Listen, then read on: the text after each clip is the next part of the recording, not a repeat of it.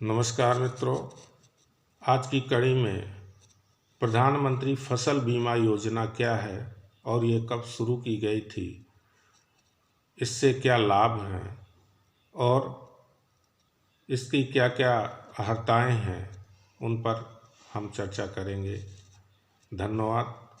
आपसे विनम्र अनुरोध है कि चैनल में अगर आप पहली बार हैं तो चैनल को सब्सक्राइब ज़रूर कर लें और शेयर कर दें, जिससे ये जानकारियाँ सभी तक उपलब्ध हो सके। धन्यवाद।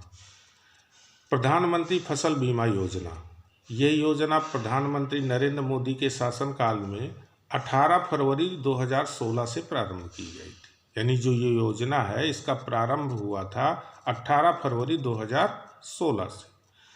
किसानों की फसल को प्राकृतिक आपदाओं के कारण हुई हानि से सुरक्षा प्रदान करना था। जो उद्देश्य था इसका, क्या उद्देश्य था कि किसानों की जो फसल आपदाओं से नुकसान होता है या नष्ट हो जाती हैं तो उससे किसानों को सहायता प्रदान की जा सके। इस लक्ष्य को प्राप्त करने के लिए या इस उद्देश्य को प्राप्त करने के लिए ये योजना का प्रारंभ किया गया था। योजना के अंतर्गत किसानों को बीमा कंपनियों द्वारा खरीफ के लिए 2% प्रीमियम देना पड़ता है और रबी के लिए 1.5% प्रीमियम का भुगतान करना पड़ता है। यानी जो प्रीमियम किसान को देना है वो कितना देना है? खरीफ के लिए 2% और रबी के लिए 1.5%। वहीं बागवानी फसलों के लिए 5% का प्रीमियम भुगतान आपको करना पड़ेगा। जो कौन करेगा? किसान करेगा। फसल बीमा योजना, जो फसल बीमा योजना है उसमें क्या क्या चीज़ें शामिल हैं जिससे आपको इसकी क्षतिपूर्ति मिलेगी? तो प्राकृतिक आपदा से खराब हुई फसल, जो प्राकृतिक आपदा है उससे अगर आपकी फसल खराब होती है तो वह भुगतान किसके द्वारा किया जाएगा? सरकार द्वारा किया जाएगा। और इस भुगतान में आपके बीज में जो आपने खर्च किए हैं उसका भी भुगतान सरकार द्वारा किया जाएगा।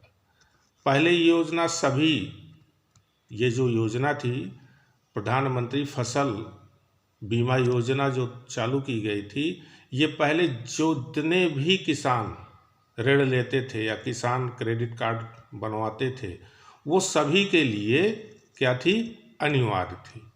लेकिन 2020 के बाद केंद्र सरकार ने इस योजना में जो फसल बीमा योजना को अनिवार्य माना गया था ऋणी किसानों पर, उसको ऐच्छिक कर दिया गया। यानी किसान अगर चाहे तो इस योजना का लाभ ले सकता है और अगर नहीं चाहता तो इस योजना का लाभ नहीं ले सकता। यानी अब उसकी इच्छा पर निर्भर करता है।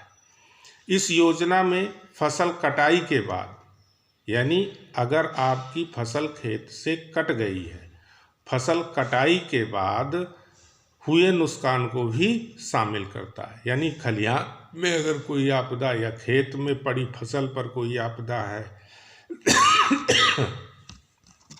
तो उसका भी भुगतान कौन करता है? सरकार करती है। फसल कटने के 14 दिन, अगर फसल कट के 14 दिन तक खेत में पड़ी है और उस भी समय कोई दैविक आपदा हो जाती है तो उस फसल का नुकसान कौन देगा? गवर्नमेंट करेगी। भुगतान किए जाने वाला प्रीमियम, यानी जो प्रीमियम है वो भुगतान किस प्रकार किया जाता है? तो किसानों के रूप में जो किस्तों के रूप में लिया जाता है। ये प्रीमियम किसानों से किस रूप में लिया जाता है? किस्तों के रूप में लिया जाता है। और रबी फसल के लिए 1.5%, खरीफ के लिए 2%, वाणिज्य और बागवानी फसलों के लिए 5%। और जो बचा प्रीमियम होगा, यानी जो भी बचेगा प्रीमियम, इतना किसान के देने के बाद जो भी प्रीमियम बचेगा उस प्रीमियम का भुगतान कौन करेगी? गवर्नमेंट, लगभग 90%। यानी 90% प्रीमियम का भुगतान कौन करेगा? सरकार करेगी। और 2 से 5 तक फसलों के किस्म के अनुसार का भुगतान कौन करेगा? किसान करेगा। अब इसमें क्या क्या चीज़ें शामिल हैं जिसके नुकसान से प्रीमियम भुगतान आपको फसल बीमा का भुगतान या क्षतिपूर्ति नहीं मिलेगी? तो वो है मनुष्य द्वारा निर्मित आपदाएं। अगर मनुष्य द्वारा जो निर्मित आपदाएं निर्मित की गई हैं, उन आपदाओं से अगर आपका फसल का नुकसान होता है तो उन फसलों के हुए नुकसान की क्षतिपूर्ति आपको प्रीमियम द्वारा बीमा द्वारा नहीं मिलेगी। वो कौन कौन सी हैं? आग लगाना, जैसे कोई आदमी अपने खेतों में या खलिहान में आग लगा दे तो बीमा कंपनी उसको क्षतिपूर्ति नहीं करेगी।